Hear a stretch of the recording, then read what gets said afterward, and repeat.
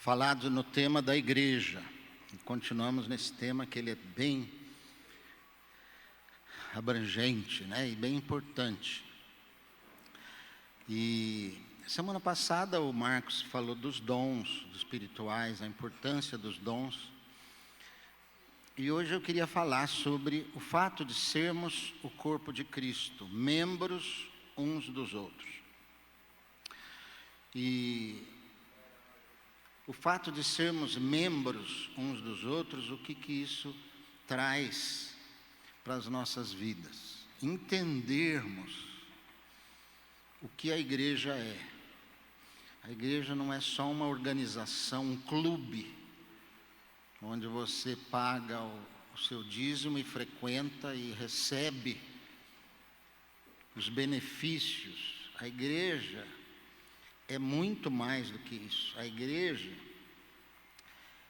é o corpo de Cristo, é a família de Deus. Nem todos entendem isso. A igreja não é um lugar apenas para você frequentar às vezes, para você assistir uma reunião gostosa. A igreja é o lugar onde você deve colocar a parte mais importante da tua vida. Sabe por quê? Porque a igreja vai viver para sempre. Você vai ser parte da igreja para sempre. Você não vai ser um profissional, um advogado, um médico, enfim, para sempre. Você vai ser isso durante alguns anos. Mas você vai ser parte do corpo de Cristo, da família de Deus, eternamente. E na verdade, a igreja aqui, é o reino de Deus, que está estabelecido na nossa vida, começa já começou aqui. Quando você entende o fato de sermos membros uns dos outros, faz toda a diferença na sua vida e faz toda a diferença na vida da igreja. E o tema que eu coloquei é o amor, a maior característica da igreja. Quero basear essa palavra no texto de Romanos 12, versículos 2 a 6 e 9 e 10, que diz o seguinte: E não vos conformeis com este século, mas transformai-vos pela renovação da vossa mente, para que experimenteis qual seja a boa, agradável e perfeita vontade de Deus. Porque pela graça que me foi dada, digo a cada um dentre vós, que não pense de si mesmo além do que convém. Antes, pense com moderação, segundo a medida da fé que Deus repartiu a cada um. Porque assim como num só corpo temos muitos membros, mas nem todos os membros têm a mesma função, assim também nós, conquanto muitos, somos um só corpo em Cristo e membros uns dos outros, tendo, porém, diferentes dons segundo a graça que nos foi dada. O amor seja sem hipocrisia. Detestai o mal, apegando-vos ao bem. Amai-vos cordialmente uns aos outros com amor fraternal, preferindo-vos em honra uns aos outros. Carta de Paulo aos Romanos. Essa passagem fala sobre a transformação pela renovação da nossa mente. O primeiro passo da salvação é a fé. A primeira atitude da salvação é a fé. Quando você crê em Jesus como Filho de Deus, como aquele que veio, pagou pelo nosso pecado na cruz, morreu, ressuscitou e voltará um dia para nos buscar. Isso é a fé. É o primeiro passo da salvação. Aqueles que vão batizar hoje, certamente já creram e por isso tomaram essa decisão do batismo. A fé nos leva a agir de alguma forma. No caso deles, a se batizarem publicamente, mostrando diante da igreja que creram no Senhor Jesus e resolveram segui-lo. Essa já é uma atitude prática. Depois desse primeiro passo, o segundo é o que nos leva a seguir a Jesus e assim sermos transformados por Ele, pelo seu exemplo, em filhos de Deus, não é? João diz isso: aquele que crê, Deus deu-lhes o poder de serem feitos filhos de Deus. Filhos de Deus parecidos com Jesus. Então, nós estamos nessa fase de transformação. E a passagem diz que a renovação da mente é que nos leva a essa transformação. A fé, o primeiro passo, ele acontece no coração. É a fé, é o sentimento, é aquela atitude que te move, não é uma coisa lógica, não é apenas uma decisão da mente, mas uma coisa mais no coração. Agora, o segundo passo é na mente. Porque ele diz: transformai-vos pela renovação da vossa mente. Porque nós somos e agimos segundo aquilo que nós pensamos.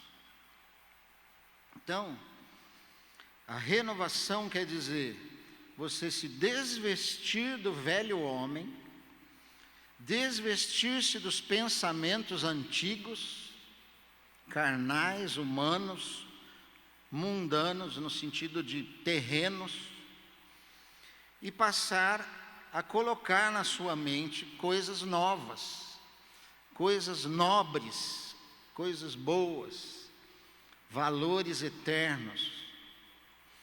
Isso é um trabalho árduo, porque nós somos bombardeados todo dia na mídia, ou pela sociedade, pelas pessoas, de coisas que são características dessa vida terrena.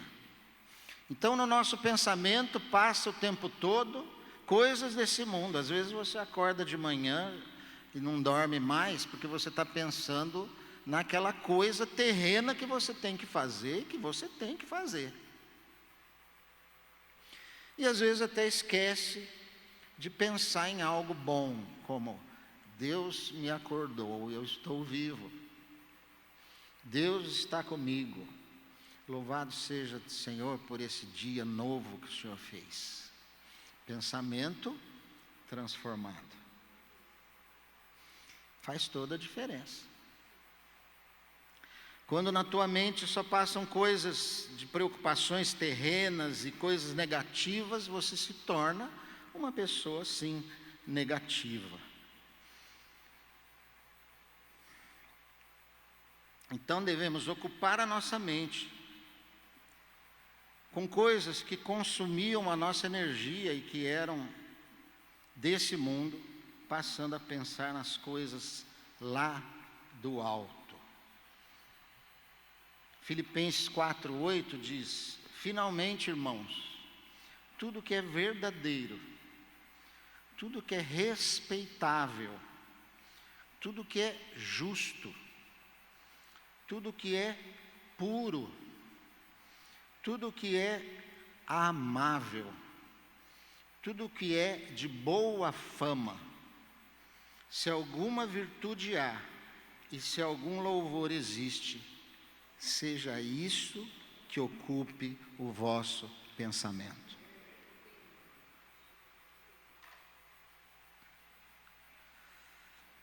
A passagem também diz, no versículo 3 que lemos: porque pela graça que me foi dada, digo a cada um dentre vós, que não pense de si mesmo além do que convém. Antes, pense com moderação, segundo a medida da fé que Deus repartiu a cada um. Está aqui na história do pensamento ainda. Ele está dizendo, olha, uma transformação que você deve fazer. Quem sabe a primeira delas. Para de pensar muito só em si mesmo. Para de pensar muito somente em si mesmo. Ele diz, pense com moderação, segundo a fé que Deus repartiu. Quer dizer, não é que não pode pensar, mas é com moderação, segundo a fé que Deus lhe deu. Por quê? Porque somos membros uns dos outros. Ou seja, se você para de pensar tanto só em si mesmo, passe a pensar também no outro. Quando a gente pensa demais só em nós, não temos tempo de pensar nos outros. Tudo passa a girar em torno de nós. Tudo é para nós. Tudo nos ofende. Tudo nos faz ficar bravos. Porque o outro não deu atenção. Porque o outro não disse o que eu queria ouvir. Porque a pessoa não me cumprimentou. Pense com moderação em você mesmo. Esse é o caminho que deve nos levar a uma transformação, nos tornando cada vez mais parecidos com Jesus. Jesus pensava em si mesmo? O que você acha? Ele pensava em si mesmo? Ele pensava em quem? Em nós. Ele pensava em nós, pecadores, indignos, nada amáveis, rebeldes, egoístas, individualistas. Pensar em si mesmo com moderação é desvestir-se do individualismo. O individualismo é a grande e maior característica dos tempos atuais. Sempre houve individualismo. Mas essa era chamada de pós-moderna, o individualismo é tão forte que ele é chamado de hiperindividualismo. As pessoas se colocam no centro do universo e tudo deve girar ao seu redor. Pense com moderação, não além do que convém. Existe um limite. Existe um limite. Mas na medida da fé, ou seja, pense em si mesmo, nas suas necessidades, no seu trabalho, na sua família. Pense, mas com moderação, como convém a quem tem fé e a quem pertence a um corpo e é membro de outros. Pensar demais. Quanto tempo você passa no espelho?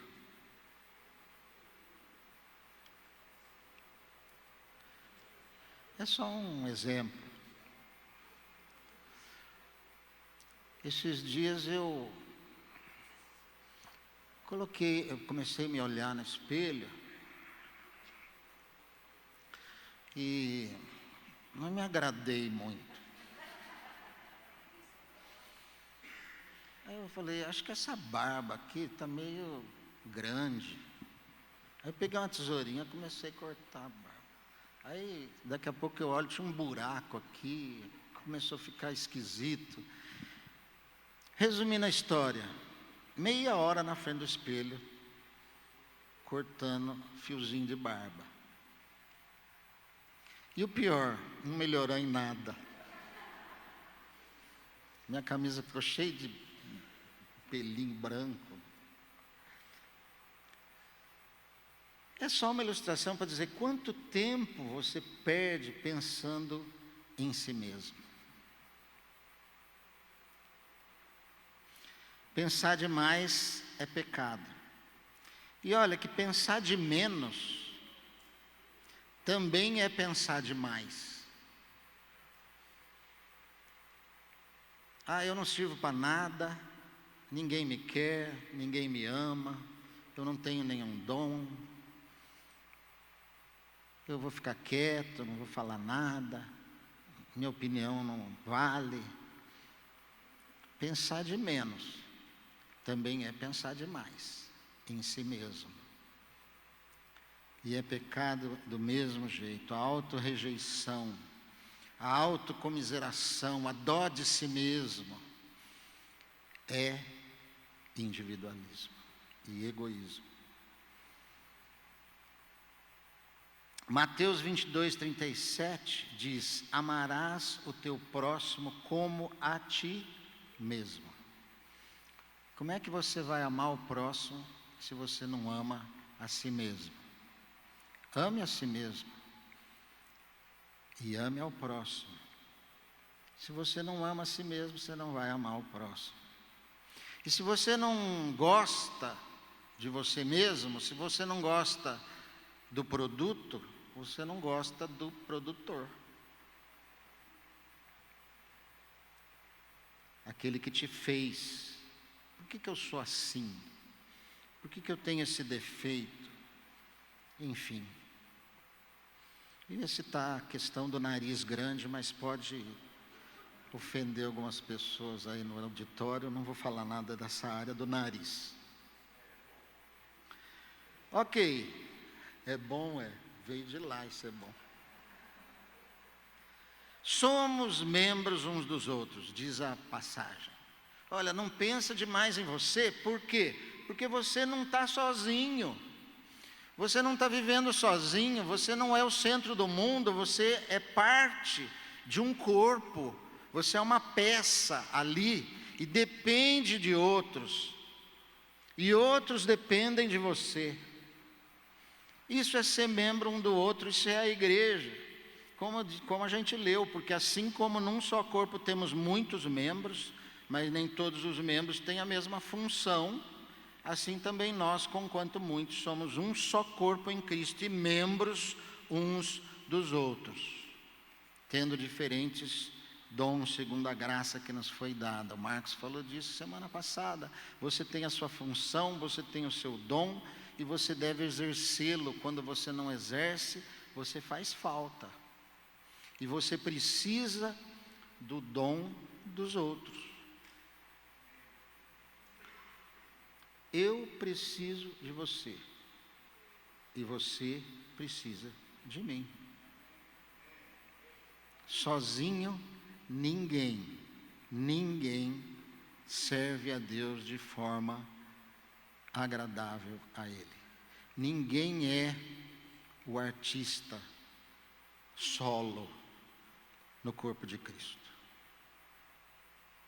Cuidado com esses pastores e missionários que fazem a propaganda assim: o homem de todos os dons, o missionário dos 9 dons. O cara tem todos os dons, ele sozinho é o corpo de Cristo. Ok. Pertencemos ao corpo de Cristo, que é a igreja. Estamos ligados uns aos outros, cada um no seu lugar, na sua função, exercendo o seu dom, mas juntos. Juntos. No reino de Deus não se faz nada sozinho. Não se aprende, não se desenvolve, não se trabalha sozinho. Obras pessoais apelam ao ego, à vaidade e desviam a vista de Deus. Quem não sabe estar junto, nunca vai crescer na sua fé. Porque Deus usa os irmãos e as pessoas para trabalharem conosco. Às vezes tem uns irmãos que Ele usa bastante.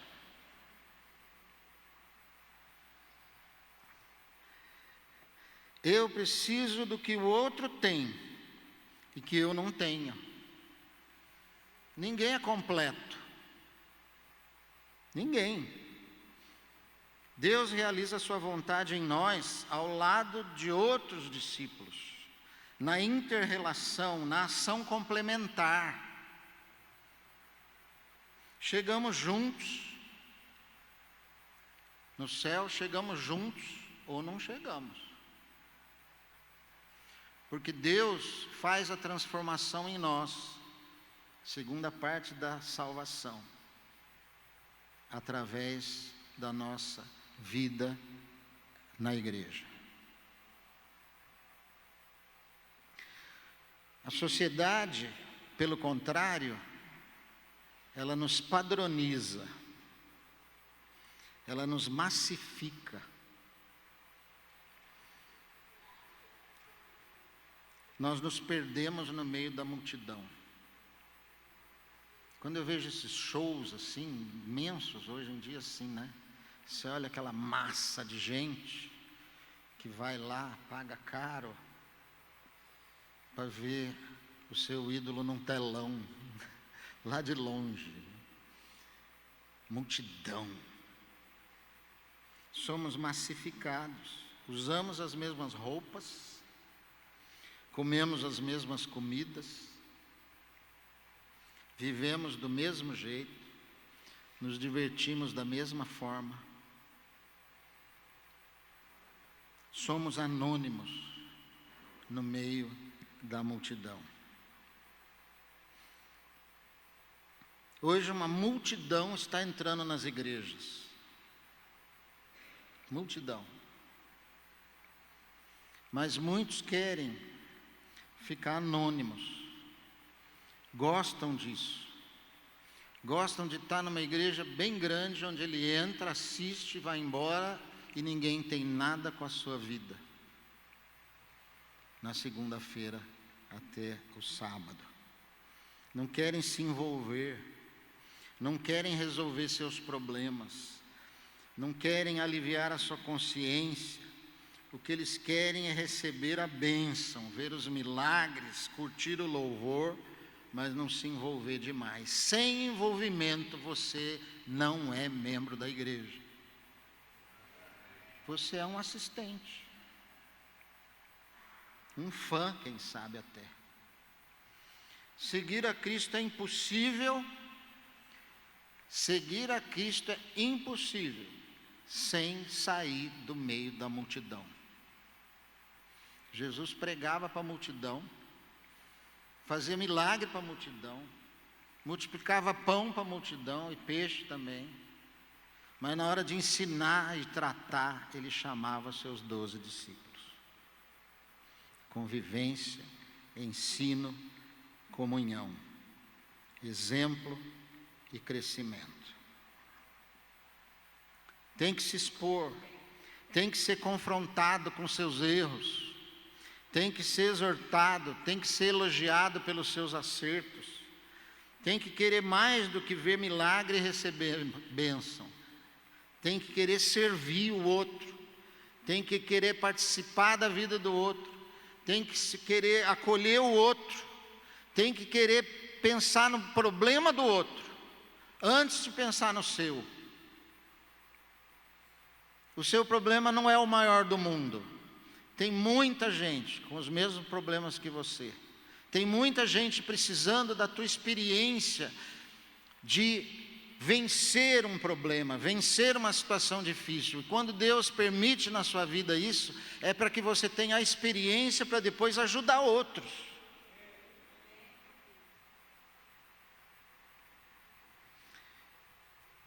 Tem que entrar no corpo de Cristo, fazer parte dele, se relacionar e se comprometer. E aí vem o último ponto, o amor. Diz a passagem que lemos: amai-vos cordialmente uns aos outros, no versículo 10. O amor é o que caracteriza uma comunidade de discípulos.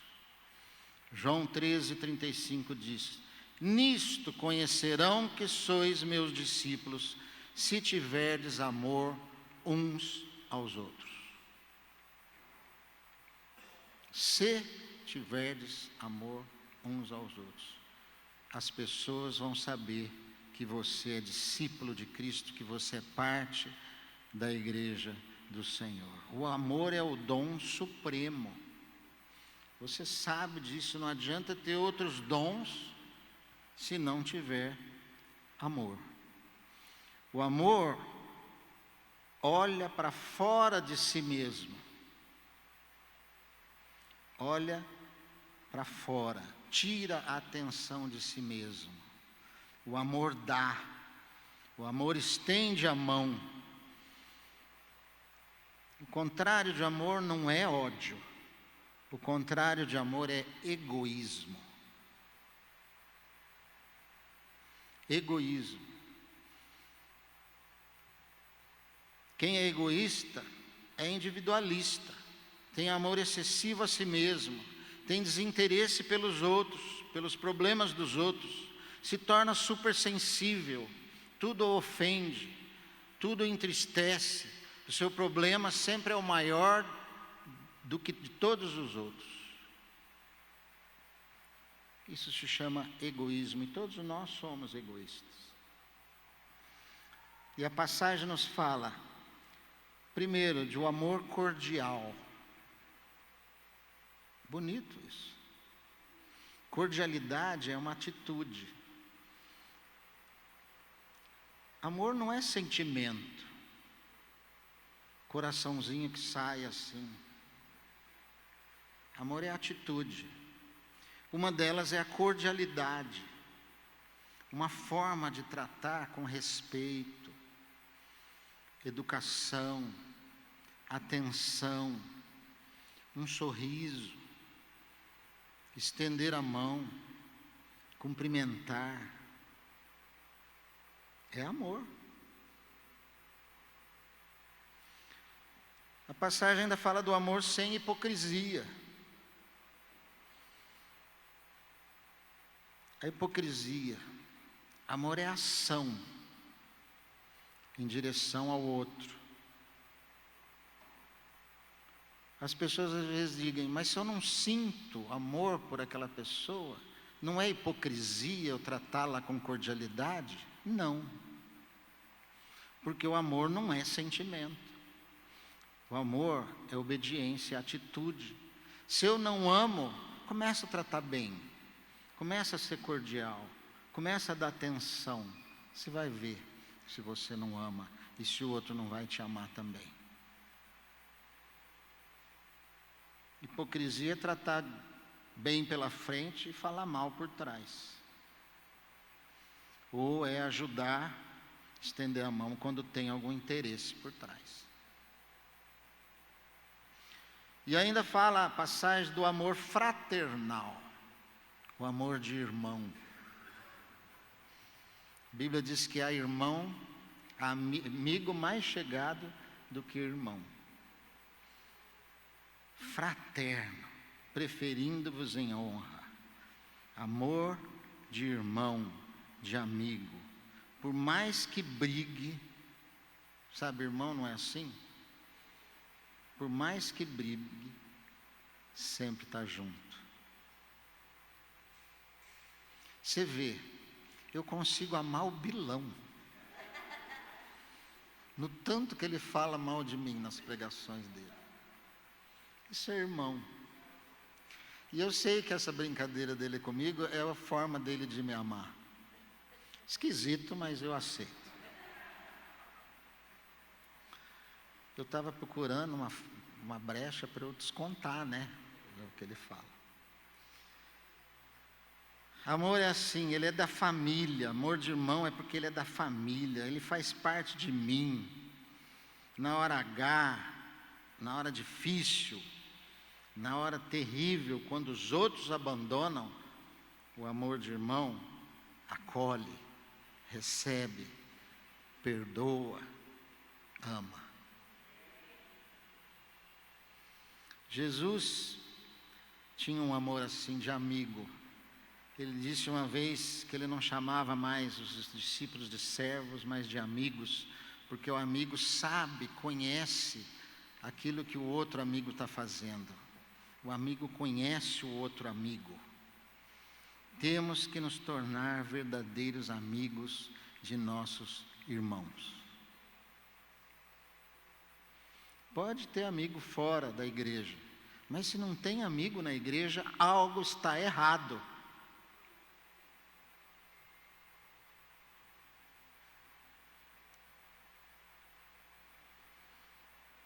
O amigo conhece o outro e se deixa conhecer pelo outro. Por isso é que a Bíblia diz que no amor não há medo. O amor tira todo medo. Se eu amo e se tenho certeza que sou amado, posso ser quem eu sou. Não tenho medo de me expor, não tenho que fingir, não tenho que fazer algo que não é de mim mesmo. O amor sempre defende o amigo, não aceita crítica, está ao seu lado nos bons e maus momentos, alegra-se com o sucesso do amigo e entristece-se quando ele não vai bem. E por último, o irmão, o amigo, aquele que ama, perdoa. Aquele que ama, perdoa. Porque é isso que Deus fez conosco. Perdoa-nos as nossas dívidas, assim como nós temos perdoado aqueles que nos devem. Terminando, irmãos, lembrem-se, somos membros de um corpo. Precisamos renovar a nossa mente, tirando todo o individualismo, pensando moderadamente em nós mesmos para podermos pensar também no outro. O amor é a bandeira do reino de Deus. A bandeira do reino de Deus não é verde, não é vermelha, não é de nenhuma cor, muito menos da cor do arco-íris. A bandeira do reino de Deus não tem cor. Ela se chama amor. E a marca da igreja é o amor. Quem chega tem que logo perceber isso. Cheguei num lugar que fui amado. Cheguei num lugar que me deram atenção. Cheguei num lugar que me sinto bem porque posso ser eu mesmo. Cheguei num lugar que me ama. E por isso eu também amo. Esse lugar chama-se a Igreja do Senhor. Amém? Diga aí para alguém do seu lado: eu te amo.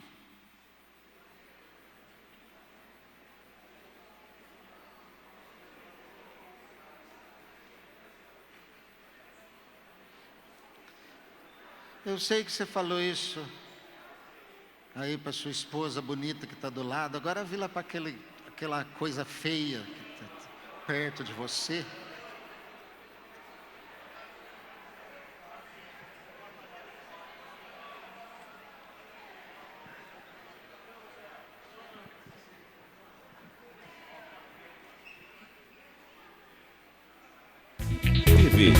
tvcmc.com.br é o nosso canal para compartilhar o Evangelho do Reino de Deus e o senhorio de Jesus Cristo.